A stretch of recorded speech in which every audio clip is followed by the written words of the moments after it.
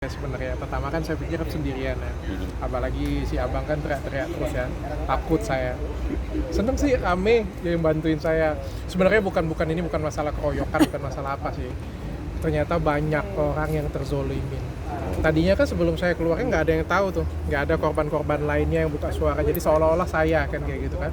Tapi dengan banyak orang yang bantu saya, banyak yang buka kayak gitu punya, ternyata banyak banget korbannya, nggak satu, nggak dua, hampir semuanya. Dan juga banyak klien-klien yang masih ada dengan dia nih sekarang nih, masih jadi klien dia yang bayar dengan dia nih, ngontak saya. Kayak gimana caranya putus Dr. Richard? Nanti kalau sudah selesai sidang, Dr. Richard menang, aku ikutin semua jalannya. Kayak gimana caranya? Mereka juga mau putus tapi nggak, ada yang masih takut, ada yang bingung caranya gimana. Gitu. Tapi kalau boleh tahu nih, alasan apa sih, kan bahkan sampai ke meja hijau juga ya dokter? Dia yang mau yang meja hijau, Iya. saya kan nggak pernah mau. Alasannya kenapa sih dokter ingin mendepak dari si abang? Karena nggak nyaman. Dan kita kan cari kan sebenarnya kan pengacara itu kan kita cari yang nyaman untuk diri kita, ngebelain diri kita. Tapi saya nggak ngerasa nyaman sama sekali. Dia kayak mengintimidasi saya, seperti debt collector, komunikasi juga nggak enak banget, ngancem saya, kan saya nggak nyaman. Waktu saya keluarkan jadi dari kuasa hukum saya, sebenarnya keluarkan dari kuasa hukum aja, nggak pecat jadi pengacara. Sebenarnya ya sudah, tapi kan beliau menjelek-jelekkan saya, lalu saya pecat jadi pengacara saya. Itu pun saya juga nggak mau buka suara, nggak mau menjelek-jelekkan juga. Ya seperti apa ya, kalau punya bos kan memberhentikan karyawannya udah. Dia kan punya hak untuk kerja tempat lain, dapat kesempatan kedua, ya sebenarnya silakan aja. Tapi kan ternyata beliau keluar terus, dan akhirnya beliau melakukan gugatan. Ini aneh nih, sudah dia yang menjelek-jelekkan saya, dia ya juga ngaco, dia pula yang ngajak saya ke meja hijau, ya sudah, nggak apa-apa, saya ladenin. Dok, Ancamannya tapi seperti apa sih dok? Banyak Iya. banget mas. Dia bilang suruh bayar 10 tahun ke depan gaji dia, ya kalau enggak aku akan buat kasus yang lain. Jadi dia akan LP-in saya, ngatain skincare saya, ngatain rumah saya, pokoknya cari gara-gara terus. Saya juga sempat mau collab dengan Hotman Paris kan, itu juga banyak terhambat gara-gara dia sebenarnya ya kan. Sebenarnya dari awal ngomong dengan Hotman Paris lancar-lancar aja, terus dia keluar ya, sampai saya dan Hotman Paris itu sampai oke, kita slowing down dulu deh, kita nggak usah bahas bisnis kita dulu sama-sama gitu kan, menghargain si abang. Hotman Paris juga baik banget sebenarnya sih, dia ngehargain banget si abang, tapi beliau nggak peduli mau saya kerjasama dengan dia, mau kagak kerjasama, pokoknya dia membabi buta aja pokoknya. Sampai akhirnya saya ngomong dengan Bang Hotman, udahlah bang, kita mau ngalah, mau diem sekalipun tetap aja dia nyerang kita, yaudah kita lanjutin aja kerjasama kita. Ada nggak sih kak hal-hal yang bikin mungkin yang kemarin bikin kakak sakit kesel, hati waktu masih sama abang? Pertama mungkin kena mental ya, takut kena mental karena banyak diancem.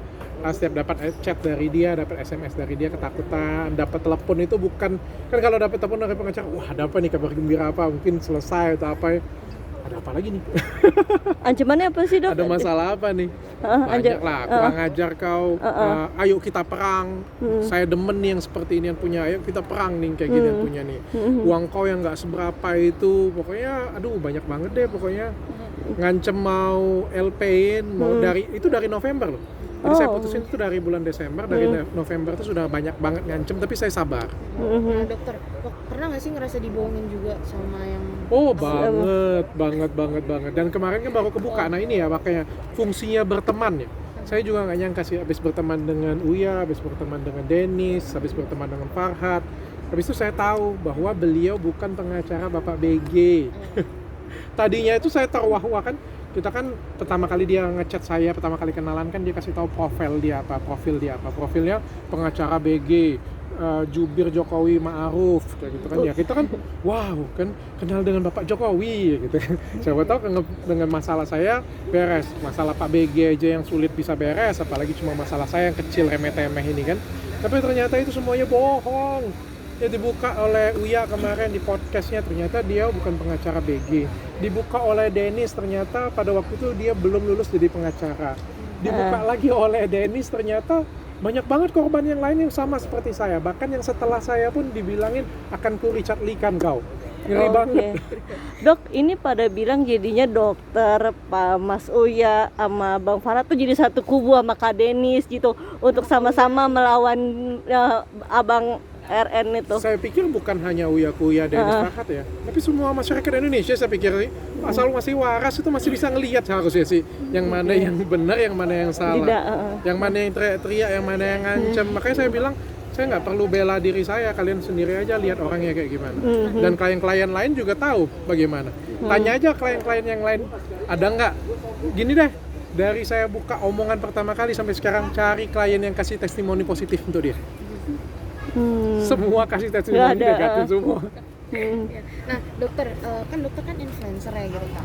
Mungkin dengan adanya kasus perseteruan ini gitu kan, nama dokter juga jadi negatif gitu sama netizen. Dokter sendiri gimana tanggapannya? Mau nggak mau ya, saya juga sebenarnya nggak mau banget ngomongin ini. Makanya dari Desember sampai dengan Mei kan saya nggak mau ngomongin ini.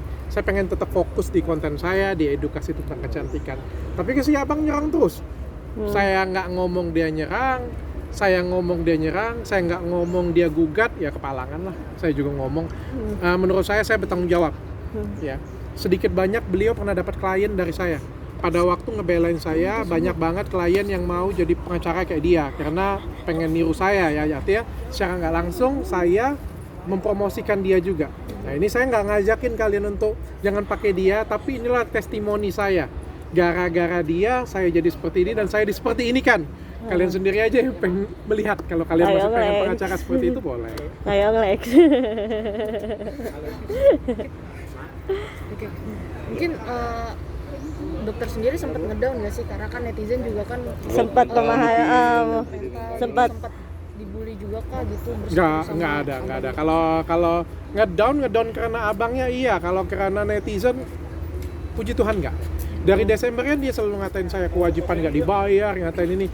Tapi netizen tuh luar biasa loh. Saya nggak keluarin satu kalimat pun, netizen tuh bisa tahu bahwa dia yang bermasalah bukan saya. Jadi saya nggak perlu belain diri saya sih. Tapi kepalangan waktu dibuka di podcast ya mau nggak mau saya sharing aja sih apa yang saya rasakan.